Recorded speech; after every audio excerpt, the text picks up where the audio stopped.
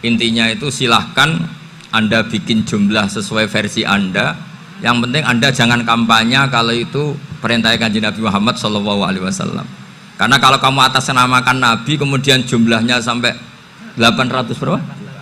800 juta, berarti Nabi mengajarkan masyakoh pada umatnya. Jadi cukup yang riwayat itu di sini hanya 100 sama 1000. Jadi kalau jumlah tadi untuk 7 apa? Turunan. Jadi kamu harus ditutup dengan doa, ya Allah, semua itu bukan untuk saya tapi untuk 7 turunan. Tolong catat ya Allah. Karena itu. Jadi artinya gini loh ya, orang Indonesia yang sering mempraktekkan atakosomadiyah itu bukan tanpa dalil. Ternyata dalam madzhab Maliki, saya masih ingat ketika mbah saya kandung, bapaknya bapak, asmane Mbah Nur Syam, itu wasiatnya minta dibacakan 4.000. Yang baca pas itu ya bapak sama anak-anaknya. Dan kemudian alhamdulillah zaman akhir itu mulai agak ngawur. Kalau ada acara itu wong liya kon maca anake mlebu metu gak melok maca. Itu keliru, saya jamin itu keliru. Saya sering kalau mimpin di rumah, kalau yasinan di tonggo-tonggo kok anaknya gak maca, saya keluar. Bapakmu wong liya kok kon maca, kata saya gitu. Jadi itu menurut saya itu yang jelas. Saya sampai ngisi begini, yang ada riwayatnya itu idza mata ibnu adam in qata amaluhu illa min salasin shadaqatin jariyah au ilmin yuntafa'u bi awaladin sholihin yatullah. Itu tidak ada di hadis au kiyayin sholihin yatullah, kata saya. Yang ada itu awaladin apa? Sholihin. Jadi anaknya harus ikut, kalau ndak ada usah, kata saya. Akhirnya anaknya dawuh nggih Gus nggih. Akhirnya tak kei jagung paling akeh, kula mendet sithik. Wong aku ora anake kok. Kadang-kadang enggak, orang lain baca buahnya, anaknya mau mlebu metu mau enggak no tamu mbek rokokan. Itu harus ditobatkan itu. Keliru itu. Karena nasnya bukan au kiyayin sholihin tapi awaladin sholihin. Ini bukan provokator, ini memang ya harus seperti itu. Barokahnya baca ini, dialog-dialog orang pilihan ini akan tersibak. Karena tidak dalam semua kebaikan itu nggak ada logikanya, rata-rata ada logikanya. Misalnya begini, kalau Anda orang soleh, kemudian anak Anda pamit mau sekolah di Jerman, pilihan Anda mengizinkan apa enggak? Karena potensi jadi fasik ya tinggi, karena di tempat-tempat maksiat. Potensi berdakwah dari daerah yang untuk daerah yang tidak ada dai-nya menjadi ada. Itu mesti ulama itu berdebat. Misalnya punya anak pamit mau kembali atau keluarga. Yang satu cara berpikir optimis. Awal ada dai di beberapa negara Eropa itu ya barokahnya imigran, pekerja, mahasiswa. Dan semua itu bumi Allah, harus ada tasbih, harus ada tahmid. Dan itu harus dimulai dari kemauan atau mengizinkan anak asuh kita ke sana. Tapi di sisi yang lain potensi jadi fasik itu tinggi sekali. Wamana iman pas-pasan. Nah hal-hal seperti ini itu pasti jadi perdebatan. Dan kita harus menjawab. Dan tadi kayaknya di semua Basul Masail Pondok Salafiyah jawabnya pede semua, nggak ada ragu, nggak ada khilaf. Baguslah kalau pede. Meskipun nanti mungkin ada ulama lain yang cara berpikir apa? Berbeda. Sehingga ini saya cerita ya. Sehingga di kitab-kitab fikih, misalnya saya kok hidup di Bali sudah punya komunitas ngaji. Itu kok saya pindah ke Sukorejo sini, banyak ulama yang mengatakan haram karena membiarkan bumi Allah yang sudah pernah ada orang yang sujud kemudian ditinggalkan kosong dan kemudian dikuasai orang yang tidak sujud, jadi dianggap itu pembiaran.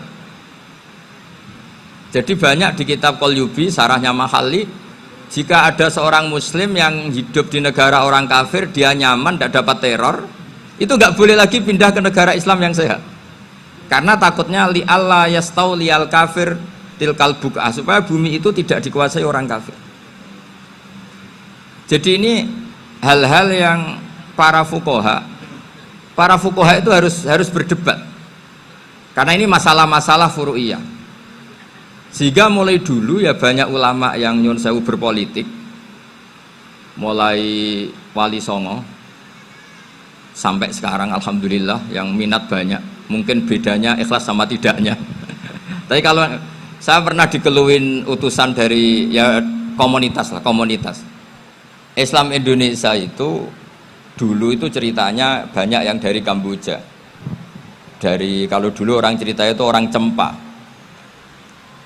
Itu setelah di Indonesia besar Wali Songo dan Brawijaya 5 itu sudah mulai oleng, itu singkat cerita mereka berpikir ingin bikin kerajaan apa?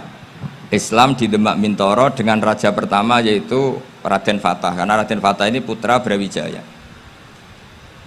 Padahal setelah jadi kerajaan ini era cucu sudah konflik, berebut kekuasaan. Akhirnya sampai jadi Jipang, jadi Jogja, jadi Solo dan seterusnya. Tapi kata Mbah Mun itu tetap barokah kata. Karena orang Islam terus terbiasa mimpin. Sekeliru-keliru sidik, pokoknya orang Islam biasa mimpin. Sehingga zaman Mbah Hashim ya sudah mimpin Masumi, zaman Kiai As'ad pengaruhnya besar, sampai sekarang Kiai-Kiai pengaruhnya besar. Nah barokahnya Kiai-Kiai pengaruh besar ini sampai moral jadi ukuran. Misalnya sekarang ada calon bupati kok nggak sholat itu pasti kalah. Jadi sholat itu jadi tolok ukur untuk calon apa? Bupati. Meskipun mungkin punya efek pura-pura sholat, tapi nggak apa-apa lah. Sementing moral ini jadi ukuran. Sementara yang di Thailand, di Patani, itu karena dulu pelajarannya tasawuf, itu orang nggak ambisi mimpin dunia. Tahu-tahu dipimpin. Dan akhirnya nyuwun sewu ya saage Islam-Islam yang dulu terlalu tasawuf karena nggak punya pengalaman memimpin.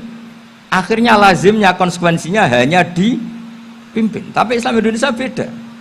Karena kulino mimpin itu akhirnya dari orang Islam biasa menjadi Islam yang sholat sampai Islam yang bisa ngaji itu bisa mimpin negara.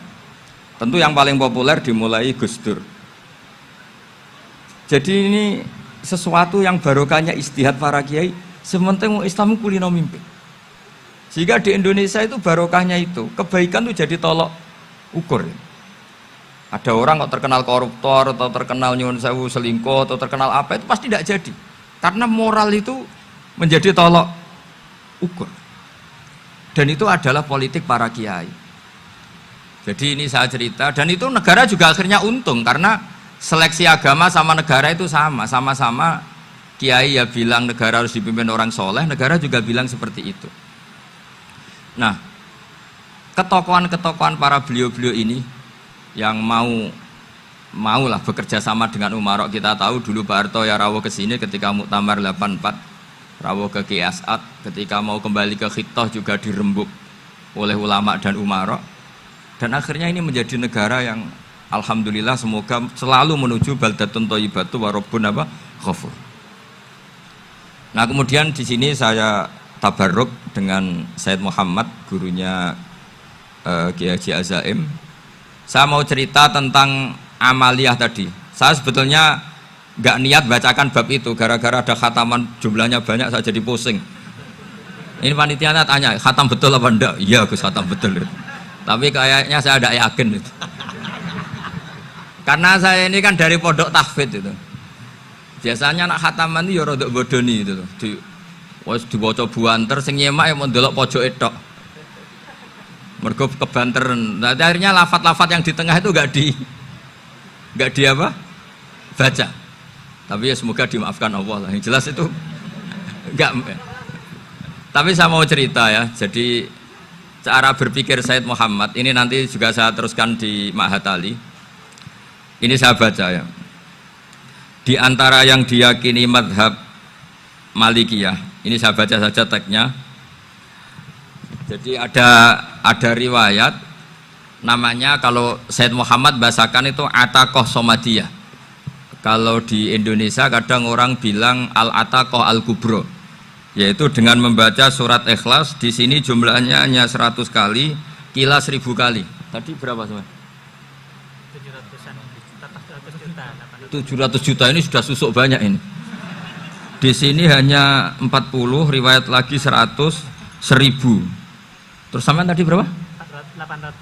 800 juta. Wah, ini sudah susuk ini. Itu anak cucu sampean pasti masuk surga itu kalau bisa. Ini saya baca, ini kitabnya Said Muhammad ini. Suratul Ikhlasi wal Itqu minan nar. Akhrajat Tabrani fil Kabir an Fairuz ad-Dailami wa Ibnu Uftin Najasi. Waqad khadaman Nabiyya sallallahu alaihi wasallam. Orang ini jadi khadimnya Nabi. Qala Rasulullah sallallahu alaihi wasallam, mangkoro akul huwallahu ahad mi'ata marratin fi sholat ghairiha kata bawahu lahu baro'atan minan nar. Ini hanya berapa ini? Mi'ata marrah. Berarti kalau satu orang itu cukup 100. Tadi sudah untuk 7 turunan tadi untuk orang berapa? 800 juta. Ya, untuk 7 turunan cukup ya? Cukup. Untuk 7 turunan. Ya sudah susuk ini. Aduh, ribet ini. Nah, ini tak cari pembenarannya ini supaya keren. Ini di halaman 188 Abwabul Farad. Warwa Ibrahim bin Muhammad al-Khiyari fi fawaitihi an Hudzaifah marfu'an. Man qara'a qul huwallahu ahad alfa marratin faqad ishtara nafsahu minallah. Berarti 100, ada riwayat lagi 1000. Nanti tak carikan lagi yang berapa? 1 miliar mungkin. Jangan banyak-banyak. Nah, ini saya baca ya. Wa hadzal adatu huwa al-ma'rufu bi ataqatis somadiyah. Waqat nassa jama'atun mutaakhiril malikiyah ala istihbabi ataqatis somadiyah wa haddu ala qiraatiha wa istimaliha. Minhum Asy-Syaikh Abdus Salam Al-Asmar sak teruse ini. Jadi kullu haula'i istahabbu ataqatas somadiyah ma'atirafi ba'dihim kal misnawi bi syiddati fi hadisiha. I'timadan ala anna hadza minal fadha'il allati yutasahalu fiha. Faman sa'a yasta'milaha roja'a khusula ma fiha fala ba'sa bidzalik ala syarti alla ya'taqida thubuta dzalika anin nabi sallallahu alaihi wasallam hatta la yaqa fil kitsbi alaihi. Jadi intinya itu silahkan Anda bikin jumlah sesuai versi Anda, yang penting Anda jangan kampanye kalau itu perintah Kanjeng Nabi Muhammad sallallahu alaihi wasallam. Karena kalau kamu atasnamakan Nabi kemudian jumlahnya sampai 800 berapa? 800 juta, berarti Nabi mengajarkan masyakoh pada umatnya. Jadi cukup yang riwayat itu di sini hanya 100 sama 1000. Jadi kalau jumlah tadi untuk 7 apa? Turunan. Jadi kamu harus ditutup dengan doa, ya Allah, semua itu bukan untuk saya tapi untuk 7 turunan. Tolong catat ya Allah. Karena itu. Jadi artinya gini loh ya, orang Indonesia yang sering mempraktekkan ataqosomadiyah itu bukan tanpa dalil. Ternyata dalam madzhab Maliki, saya masih ingat ketika mbah saya kandung, bapaknya bapak, asmane Mbah Nur Syam, itu wasiatnya minta dibacakan 4000. Yang baca pas itu ya bapak sama anak-anaknya. Dan kemudian alhamdulillah zaman akhir itu mulai agak ngawur. Kalau ada acara itu wong liya kon maca anake mlebu metu gak melok maca. Itu keliru, saya jamin itu keliru. Saya sering kalau mimpin di rumah, kalau yasinan di tonggo-tonggo kok anaknya gak moco, saya keluar. Bapakmu wong liya kok moco, kata saya gitu. Jadi itu menurut saya itu yang jelas. Saya sampai ngisi begini, yang ada riwayatnya itu idza mata ibnu adam in qata amaluhu illa min salasin shadaqatin jariyah au ilmin yuntafa'u bi awaladin sholihin yatullah. Itu ndak ada di hadis au kiyayin sholihin yatullah, kata saya. Yang ada itu awaladin apa? Sholihin. Jadi anaknya harus ikut, kalau ndak ada usah, kata saya. Akhirnya anaknya udah tinggi Gus nggih. Akhirnya tak kei jagung paling akeh, kula mendet sithik. Wong aku ora anake kok. Kadang-kadang enggak, orang lain baca buahnya anaknya mau mlebu metu mau enggak no tamu mbek rokokan. Itu harus ditobatkan itu. Keliru itu. Karena nasnya bukan au kiyayin sholihin tapi awaladin sholihin. Ini bukan provokator, ini memang ya seperti itu. Nah, terus tentang tadi la ilaha illallah yang didawuhkan Gus Azaim. La ilaha illallah itu penting sekali, cuma saya mohon itu dielmoni lah. Jadi dulu kalimat ini menjadi spesial karena dielmoni, karena dimulai dari fa'lam annahu la ilaha illallah. Terusannya ayat tuh wastaghfir li dzambika walil mu'minina wal mu'minat. Saya ulang lagi ya. Terusannya ayat tuh wastaghfir li dzambika walil mu'minina wal mu'minat. Makanya menurut madhab Sadili, kamu disuruh baca la ilaha illallah dulu, jangan istighfar dulu. Saya ulang lagi ya. Dalam madhab Sadiliyah itu la ilaha illallah dulu, nggak boleh istighfar dulu. Alasannya masuk akal. Orang yang kafir 70 tahun itu sekali baca la ilaha illallah itu langsung yughfar lahum ma qad salaf. Sehingga la ilaha illallah sendiri sudah punya kekuatan supaya dosa kita diampuni. Qul lil ladzina kafaru iyantahu yughfar lahum ma qad salaf. Cara menghentikan kekafiran gimana? Dia melafadzkan la ilaha illallah. Ini kalimat yang begitu saktinya sampai orang yang kafir puluhan tahun itu dosanya semuanya terhapus hanya karena melafadzkan la ilaha illallah. Nah, makanya kata Abdul Hasan Asyadili, wastaghfir li dzambika ay bihadil kalimah. Seseorang sah di istighfar itu kalau melafadzkan la ilaha illallah. Misalnya ada orang kafir mati kafir, sah nggak anak cucunya mengistighfari dia? Tidak sah karena belum melafadzkan la ilaha illallah. Makanya kata Abdul Hasan Asyadili, wastaghfir li dzambika ay bihadil kalimah.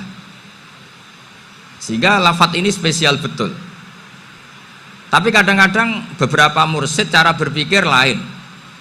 Ini kalimah thayyibah harus dibaca orang suci, sehingga mendahulukan apa? Istighfar. Untuk supaya pas ngelafatkan kalimah thayyibah sudah dalam keadaan apa? Suci. Itu juga masuk akal. Tapi secara meyakinkan saya sendiri lebih mengikuti manhajnya Abil Hasan Asyadili karena alasannya tadi, yang kafir puluhan tahun saja langsung luntur dosanya karena melafadzkan la ilaha illallah. Artinya la ilaha illallah sendiri sudah bagian dari istighfar. Nah, ya tadi buktinya fa'lam annahu la ilaha illallah terus wastaghfir li dzambika walil mu'minin. Jadi orang sah diistighfari itu setelah dipastikan sah tauhidnya. Jadi setelah tauhidnya sah yaitu la ilaha illallah baru sah apa? Diistighfari. Sehingga orang kafir, saya ulang lagi, orang kafir yang mati kafir anak cucunya tidak boleh apa? Tidak boleh menistighfari. Terus saran saya kedua, la ilaha illallah itu filosofinya itu nafyun li uluhiyati ghairillah wa isbatun li uluhiyatillah wahdah. Filosofi la ilaha illallah itu gimana? Menafikan semua selain Allah itu tidak Tuhan dan hanya menuhankan Allah semata. Nah itu caranya gimana? Caranya kita harus terbiasa ini, karena tadi saya dibilangin panitia ini rata-rata mustameknya atau mustamiatnya ini santri.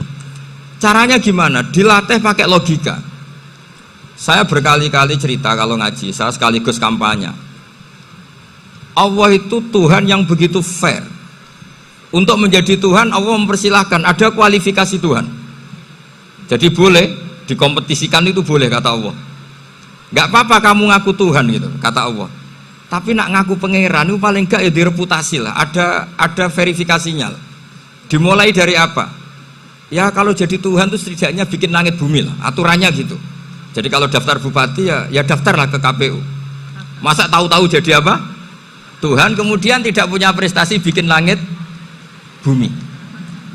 Sehingga Allah itu cara ngendikan itu ya fair. Qul ara'aitum ma tad'una min dunillah aruni madza khalaqu minal ardi am lahum syirkun fis samawat. Coba yang kamu tuhankan selain saya, prestasinya apa kan? Ketika saya bikin bumi itu apa ikut bikin? Terus am lahum syirkun fis samawat. Kalau bikin langit, kalau nggak bisa ya urun lah gitu. Urun semen apa urun bego, pokoknya urun lah gitu. Urun ora, gawe bumi ora, ngerti-ngerti ngaku dadi pangeran. Kul hatu burhanakum. Jadi ya kan ya lucu kan, misalnya syarat kiai di Salafiyah kan keluarga Kiai As'ad, cucunya ngaji ngalim. Orang keluarga Kiai As'ad tuh aku kiai utama di Salafiyah. Oh mesti dipenjara ya. Lah yo gak gawe langit bumi, gak ada prestasi terus ngaku sebagai apa? Tuhan. Sehingga fair. Makanya saya berkali-kali cerita. Jubair bin Mut'im itu punya anak namanya Muhammad. Ini sudah orang alim, Muhammad bin Jubair bin Mut'im. Itu cerita awala islami abihi. Mut'im itu orang pinter sekali. Saking pinternya dia jadi delegasinya orang Quraisy datang ke Rasulullah sebagai negosiator untuk membebaskan Asra Badrin, tawanan perang apa?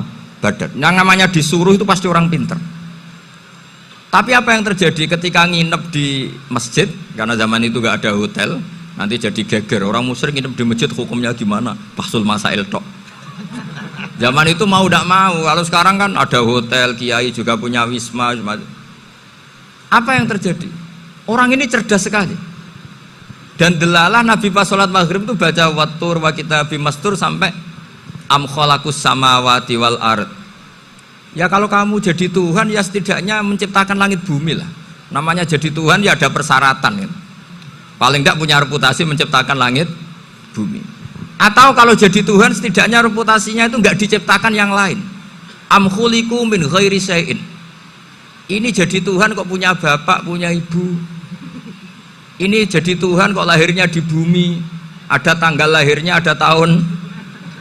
Masa jadi Tuhan kok dulu buminya? Pokoknya walhasil tuh. Akhirnya Nabi ketika salam sholat maghrib, dia datang, ya Rasulullah, akalku habis oleh ayat yang barusan kau baca. Sudah saya Islam saja. Argumentasi selain Allah Tuhan itu batal. Itu, nah saya mohon santri-santri salafiyah itu baca Quran sampai seperti itu. Jadi jangan hanya khataman banyak-banyakan maksudnya. Ini bukan nyindir, ini ngamuk ini. Jadi ya khatamannya tadilah 1000 atau berapa lah, jangan banyak-banyak. Juga kasihan malaikat yang nyatet kan. Wong baru subhanallah alhamdulillah aja di teks hadisnya abad al malaikah kan ditete. Itu baru subhanallah alhamdulillah itu sudah mencapaikan malaikat. Makanya saya wiridan tuh arang-arang kasihan malaikat karena nanti jadi itu ya ada madhabnya itu. Jadi kalau Gus Azaim sholat lama tak saingi sholat cepet tuh sama-sama ada madhabnya. Yang cepet kayak saya tadi, setan pas tata-tata mau goda pas rukuk saya sudah itidal, mau goda itidal saya sudah sujud, pusing dia. Tapi jangan tiru, ini madhab yang agak-agak khusus lah, sudah cara orang Madura agak khilaf Gus. Khilaf ya, khilaf ini agak khilaf ini sudah. Tapi saya ingin lah, sampean kalau ngaji Quran itu dilatih berlogika. Jadi Allah itu fair, nggak apa-apa kalian ngaku Tuhan tuh nggak apa-apa, tapi tunjukkan prestasi kamu apa.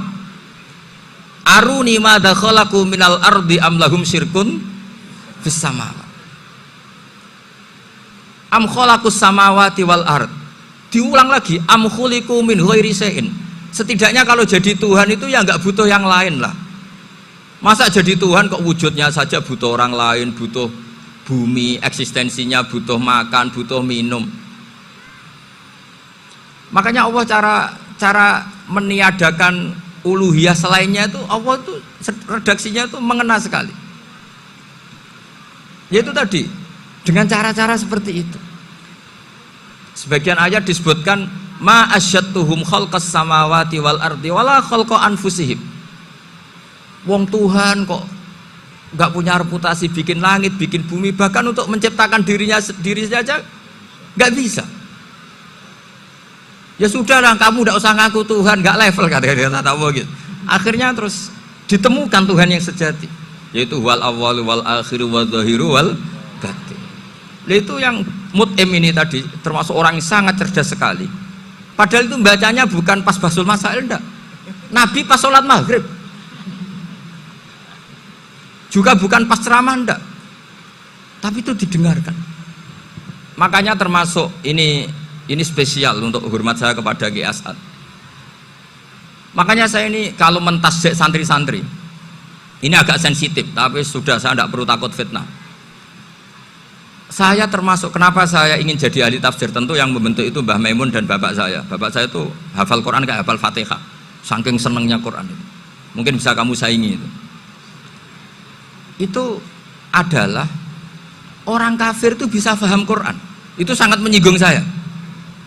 Orang kafir itu bisa paham Quran. Ketika Umar Islam itu karena mendengar apa coba? Mendengar apa? Quran. Dan itu masih kafir apa sudah Islam? Masih kafir, karena kalimat-kalimat yang di Quran itu begitu jelas, wal kitabil mubin, sehingga didengarkan orang kafir pun tuh ngefek. Makanya ketika Umar datang ke saudari putrinya, kemudian dengar Toha ma anzalna alaikal Quran apa? Litasqo, itu dia terus iman. Begitu juga Mut'im. Itu ketika dengar Nabi baca surat At-Tur ya langsung iman. Makanya kata Ibnu Jarir At-Tabari, kamu jangan pernah bilang gini, syaratnya paham Quran itu harus alim, harus gini. Lah nanti berarti orang kafir punya alasan di depan Allah, ya Allah, engkau ngandani kami dengan Quran yang nggak bisa difahami kecuali alim dulu. Lah saya alim gimana? Nggak pernah mondok gimana? Saya kafir. Jadi artinya gini loh, kata Ibnu Jarir At-Tabari, Allah tidak mungkin mengatakan gini, ifhamil Quran bima la fahmalaka. Quran itu harus kamu fahami. Sementara orang kafir karena lafadznya Quran khusus gak bisa memahami. Makanya Quran itu dibaca. Itu banyak orang kafir yang menjadi muslim karena mendengar apa? Al-Quran. Padahal kafir. Nah, termasuk tadi Muhammad bin Jubair bin Mut'im ini itu menjadi Islam ya karena mendengar Quran. Padahal dia saat itu masih apa? Kafir. Karena tadi logika misalnya nggak paham secara lafadz Arab. Sekarang misalnya nyuwun sewu ada orang ateis. Saya pernah didatangi seorang ateis yang nggak percaya Tuhan. Saya mau Islam Pak Ba, asal Anda bisa menjelaskan Tuhan itu siapa. Coba Quran dibaca secara makna, tidak secara lafadz tapi secara makna. Begini misalnya, ada orang ateis datang ke saya, Pak Ba, saya mau Islam, asal Anda bisa menjelaskan Tuhan itu siapa. Terus saya tanya, ini ngajak goblok-goblokan apa pinter-pinteran, kata saya. Terus dia jawab, ngajak pinter-pinteran Pak, saya ini doktor katanya. Maksudnya di akademiknya dia doktor, mungkin jurusan matematika atau apa, tapi di ketuhanannya jeblok. Terus tak tanya, kalau ini ada kertas, kamu suka ada rumusnya apa suka ada? Ya suka ada rumusnya. Kenapa ada kertas? Ya karena ada yang bikin. Nah kira-kira berstatus membikin atau membuat itu sesuatunya maujud apa enggak? Ya pasti maujud lah, pasti ada. Ya sudah, anggap Tuhan itu adalah sebab dari semua yang ada. Masa alam yang seperti ini, langit dan bumi ini maujudat, kemudian kamu katakan kholaqohal adam, bahwa alam raya yang maujud ini diciptakan oleh ketiadaan. Ya juga, berarti Tuhan itu ya. Ya itu yang namanya Tuhan. Lah mulai dulu kiai-kiai ngomong gitu kan saya Islam katanya. Jadi kiai-kiai itu kadang-kadang kalau dakwah pokoknya KBU digawe Tuhan. Beda dengan dakwanya orang-orang mantek. Orang-orang mantek itu kan nggak pernah nyebut Allah. Ini alam khawadis, labudamin muhdis. Meskipun mereka, nah muhdis ini menurut Islam namanya Allah. Tapi sebetulnya kan nggak langsung bilang Allah. Jadi tak kasih tahu, alam raya ini mewujud nggak? Ya mewujud Pak Ba. Bisa nggak sesuatu yang nggak ada menjadi faktor wujudnya yang ada? Ya nggak bisa, namanya nggak ada itu nggak bisa jadi faktor. Nah itu hebatnya ulama-ulama kita ketika mengenalkan Allah itu siapa? Zat yang wajibil wujud. Jadi kita ini kalah pinter be ulama-ulama dulu. Ya alhamdulillah kalahnya sama ulama dulu. Kalau kalah sama ulama sekarang isen lah. Jadi ulama dulu sudah pinter. Pasti pertanyaan dasar manusia, hadil maujudat tuh man kholaqoha, siapa yang menciptakan? Kalau kamu langsung jawab Allah atau Tuhan, mereka pasti tidak nerima. Ya jawab saja, hadil maujudat mesti kholaqoha maujudun. Nah berhubung maujud ini berstatus pencipta, harus super. Lah super ini oleh ulama disebut wajibul wujud atau musabbibul asbab, yang oleh Islam dinamai Allah. Tapi kita langsung ngomong Allah, ya mesti aja bingungkan kan bagi yang bingung maksudnya. Ya saya mohonlah kalimat-kalimat la ilaha illallah itu diamatilah, diresapi sampai seperti penjelasan saya ini, sehingga punya kualitas ilmu. Karena syaratnya memang fa'lam, harus punya kualitas apa? Ilmu. Ilmu itu apa? Ma'rifatus syai' ala ma huwa alaih. Mengenal sesuatu sesuai detail-detail sifatnya sesuatu itu. Misalnya kalau Allah sudah jadi Tuhan, ya harusnya qabla kulli syai'. Masa Tuhan sama yang dituhani wujudnya dulu yang dituhani? Ditemukanlah sifat awal atau qadim. Makanya benar Gus Azaim tadi, kalau sudah bertauhid harus hafal akidah berapa khamsin. Dimulai apa? Wujud. Kenapa harus dikatakan wujud? Karena alam raya ini kadung maujudat. Hadhil alam maujudun. Masa maujudun kholaqohul adam? Masa maujudat kholaqohal adam? Nah itu yang disebut am khuliqu min ghairi syai'in am humul khaliqun. Jadi saya mohon semohon-mohonnya, cobalah tradisi-tradisi lihat baru ayat ini dihidupkan lagi, sehingga kita baca Quran itu sekaligus menjadi orang yang sangat argumentatif. Karena Quran adalah qul falillahil hujjatul balighah. Dilatih, jangan bosan dilatih. Makanya kalau saya baca ayat-ayat seperti itu, cek fair ya Allah itu. Fair betul. Nggak apa-apa saya punya pesaing kata Allah, tapi yang imbang dong. Pas aku gawe langit ya bantulah, atau ada langit tandingan lah kira-kira gitu. Kalau saya bikin bumi ya ada bumi. Nah misalnya sekarang orang Cina bikin matahari, materinya dari mana coba? Dari yang sudah ada sekarang kan? Tetap saja agak ikut bikin kan? Tapi kalau Allah bikin langit bumi minal adam minal wujud. Kalau mereka paling rekayasa yang sudah wujud di otak-atik. Nah harus sampai seperti itu, sampai kata Gus Azim kul hatu apa burhanakum dan. Jadi ini cara-cara kita untuk menguatkan iman. Aruni madza khalaqu minal ardi am lahum syirkun fis samawati. Terus kata Allah, itu nih bi kitab min qabli hadza au atharatim min ilmin. Kalau kamu nggak setuju teori ini kata Allah, cari kitab suci versi Anda. Aturan jadi Tuhan itu apa coba? Ya tetap saja semua kitab suci akan mengatakan di mana-mana Tuhan itu pencipta langit dan bumi. Jangan yang lahir di bumi jadi Tuhan. Jangan Lata Uzza jadi Tuhan. Jangan karena sakti jadi Tuhan. Nah ini di sini pentingnya ilmu balaghah, ilmu mantek yang alhamdulillah di pondok-pondok kita masih diajari. Makanya kata mantek sebetulnya ilmu akal hanya menemukan hadil maujudat khalaqaha maujudun. Nah yang wujud ini siapa? Ya wajibul wujud. Nah kemudian Islam menamai ini Allah Subhanahu wa ta'ala. Makanya ulama dulu itu kalau ngendikan Allah itu siapa? Zat sing wajibul wujud. Itu filosofinya luar biasa.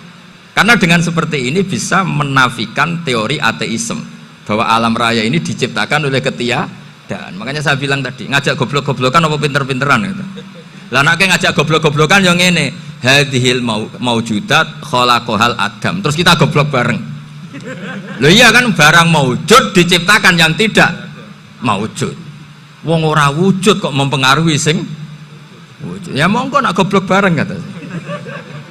Akhirnya, "Gak lho Gus, saya ini dokter masa kamu ajak goblok?" Ya sudah pinter saja kata saya.